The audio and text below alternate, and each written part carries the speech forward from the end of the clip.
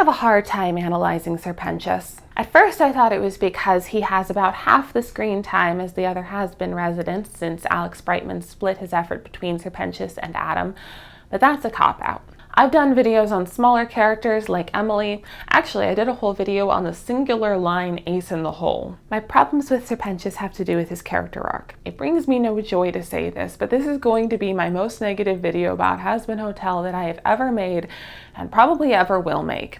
I love this show, but let me back up. In the year that I've been making these videos about Hazbin Hotel, I've seen a rise in videos about why Hazbin Hotel is bad or tone deaf or morally wrong or why Charlie's evil or why the ships don't work. These videos get a lot of views, way more than mine do. But I find a lot of them difficult to engage with, not because they have good arguments, but because they're performatively and disingenuously cruel in a way that doesn't make a lot of sense to me. I'm not talking about videos I happen to disagree with. For a sort of flip side example, I really enjoyed Sarcastic Chorus's series about Hell of a Boss because he saw things in it that I didn't, and I enjoyed those things. I thought that was really cool, even though I disagreed, and even kind of because I disagreed with some of what he said, because he built a case from the media he was analyzing and said it well. I'm talking about the ones that do things like literally putting words in the characters' mouths that they didn't say in order to make the show look bad. I went back and forth on whether to cite my source on this one, but in the end I decided it's best not to call negative attention to them since some of them are probably very young and might even be teenagers. Basically though, there are analyses out there that disingenuously try to make the show look bad rather than actually, engaging with the media to draw conclusions about what the show is doing or saying or about how well it does the things it's trying to do. Given this climate and the media narrative that Hazbin Hotel is bad and dumb and wrong and evil, I'm not overjoyed to make a video about the flaws of this show that I like. That said, I don't love it blindly or sycophantically, so after a great deal of consideration, here's the deal. I'll analyze Sir Pentious, flaws and all, but this video is going to be as much about how to analyze a character as it is about Sir Pentious, because I think media literacy is important and because it's important to me that these videos be constructive and not just a dunk fest on something I like and care about, okay? And if this video becomes the most popular thing on my channel just because it's critical of some aspect of the show, do me a favor and watch the Angel Dust series. I'm honestly so proud of that one, and it's by far my least viewed Hazbin Hotel project. Thanks. With regards to every other topic or character I've covered, I've started their video or their series with observations. For Emily's video, I started with the observation of how her predicament was similar to that of well-meaning allies in civil rights struggles, and then described what I saw. Lucifer's series started with the observation that Charlie's story starts with Lucifer's as exposition and as a framing device. I thought that was interesting, so I started digging further into how their stories, work themes, and characters work together. As with these, I'm going to start with an observation about Sir Pentious. Sir Pentious has no self-esteem. That's his main problem. That one is an insecure buffoon whose lonely ass watches you idiots sleep. He never feels like he's enough by himself, either in terms of how well regarded he is or in his ability to create safety for himself and others. He can't even do something as simple as ask a girl to have a drink with him. Miss Form, I'd like to buy you a drink. Why? Didn't you say we're arch rivals?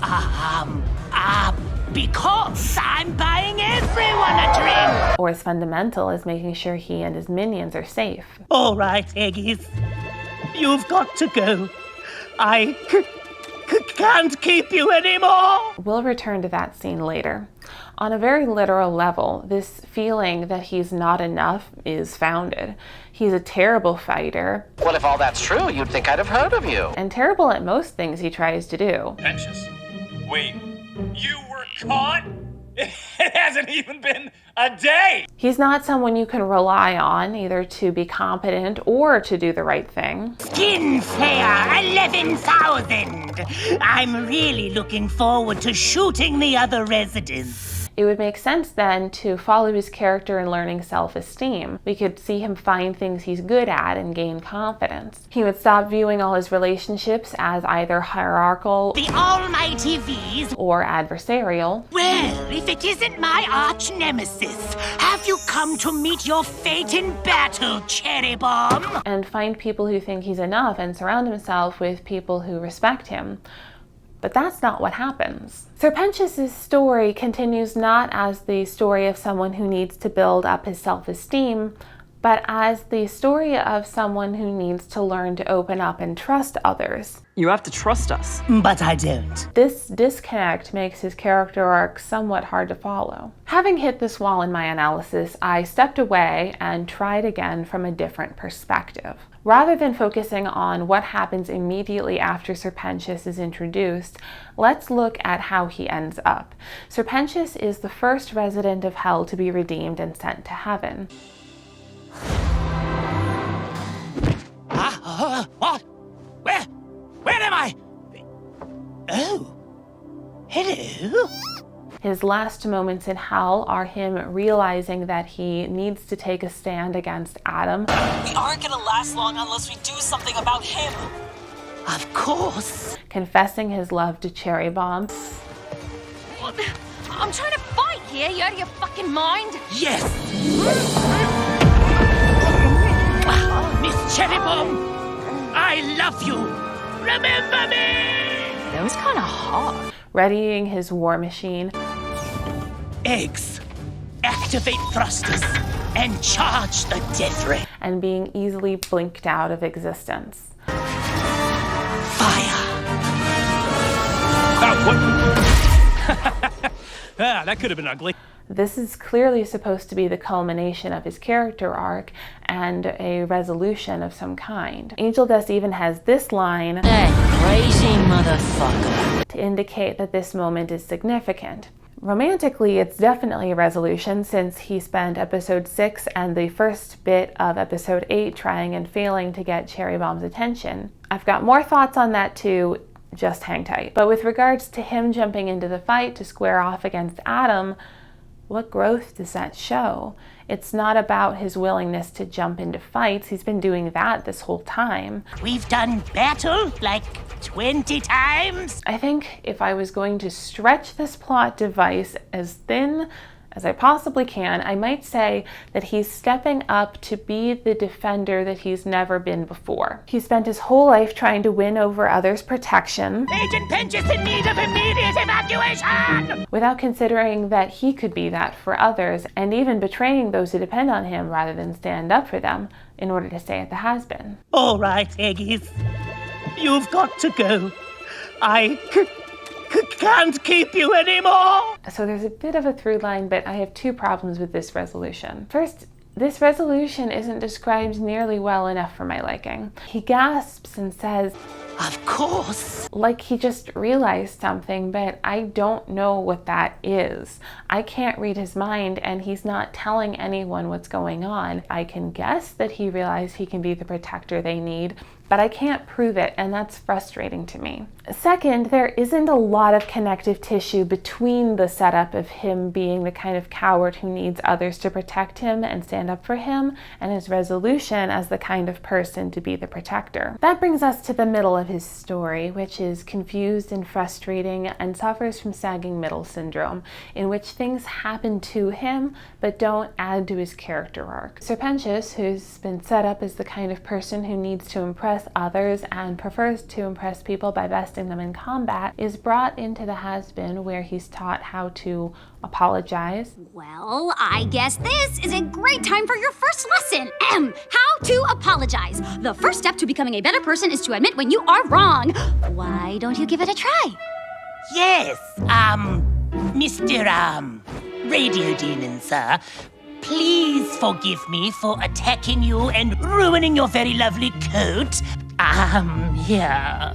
how to say no to drugs, Hey, you. Who, me? Yeah, you look like a kid who could use some devil's dandruff.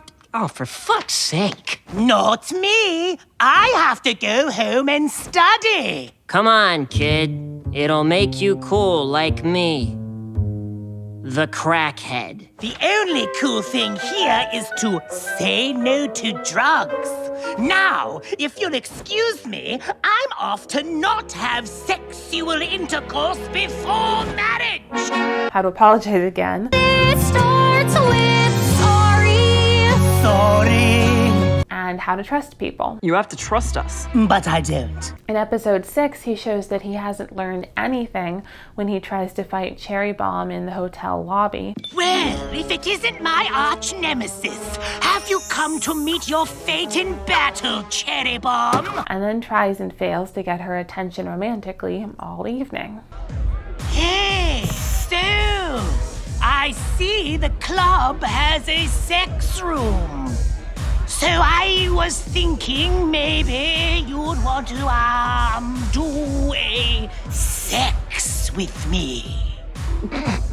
I'm sorry, why would we have sex? It's pretty safe to say that nothing that happens in the middle of the story gets him to the place where he ends up, and I have no idea why he's redeemed at the end or if the Hazbin Hotel actually helped him improve. Even the fact that his romantic subplot kind of works on its own with setup and payoff doesn't make up for the fact that it doesn't function as a part of the overall storytelling. Because there is no true middle of the story where he's forced to confront who he was before and change as a result, Sir Pentius's romantic subplot has nothing to support.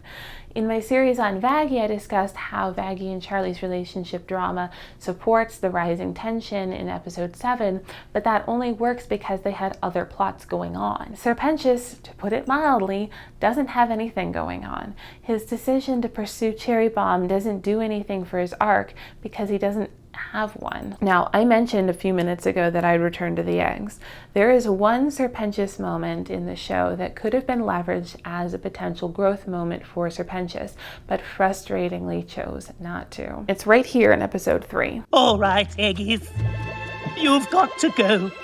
I can't keep you anymore. So far in this story, he's tried to gain others' respect and others' protection, but in this moment, he's told by the people he's come to for protection that he can't keep his eggs, whom he loves more than anything. I don't want to live without my minions. It's a great rock bottom moment in which he realizes that he needs to be better for them. This could have been hit home by having the eggs say their tearful goodbyes, or even just by having Sir Pentious spend the rest of the episode trying to become self-reliant and able to protect those he loves. Not only would that have been right at home in his character arc, but it would have been in line with the themes and ideas explored in the rest of the show. The cast is full of people trying to protect each other. It's one of the core themes. I guess he's not much of a threat without the war machine. I'll be your keeper.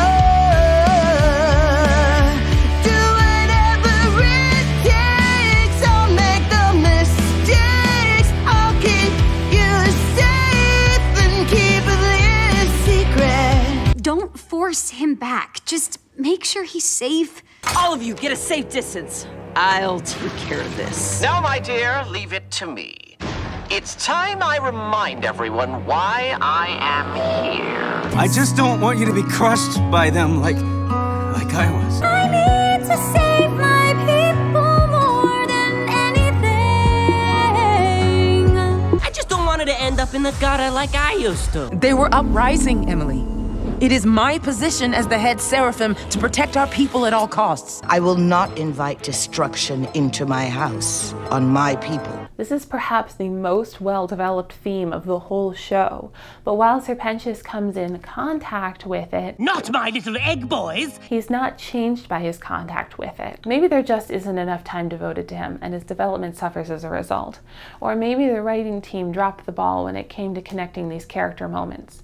But whatever it was, the show suffered for having this weak character in it, especially since it makes an example of his death. His ascension doesn't feel earned. I don't even know what he did to get into heaven, and I won't mince words, it's a genuine problem in the show. In short, characters need to have flaws to have their flaws hold them back, and to change in ways as a result of their hardships.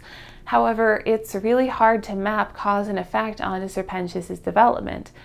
Actually, it's hard to map development onto Sir Pentius's development. This kind of criticism feels weird and out of place since Hazbin Hotel does so much so well, but here we are. I hope season 2 does a better job of setting up and developing Sir Pentius's character. And I know it can because it's done this really well with every other character. That is the meanest video I hope I'll ever make about Hazbin Hotel. If you want more negativity, you can unsubscribe from my channel and go watch one of those dozens of people who seem to hate this show, because after this, I am all in on why this show works. If you want to learn more about how Hazbin Hotel works and learn lit crit skills, I'd be honored if you'd stay.